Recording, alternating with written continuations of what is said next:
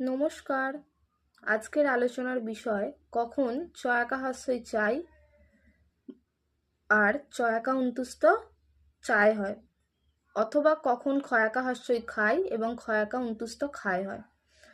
যখন আমি নিজে কাজটা করছি তখন চয়াকা হ্রস্বই চাই অথবা ক্ষয়াকা হ্রস্বই খাই হয়, এবং যখন আমি নিজে কাজটি না করে অন্য কেউ করছে তখন ক্ষয়াকা অন্তুস্থ খায় অথবা চয়াকা অন্তুস্থ চায় হয়।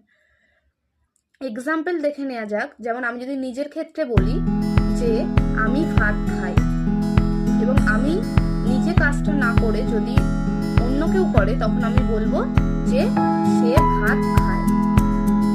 এবং আমি যদি বলি যে আমি বেড়াতে যাই, এবং আমি যদি অন্য কারোর ক্ষেত্রে বলি তখন হবে সে বেড়াতে যায়।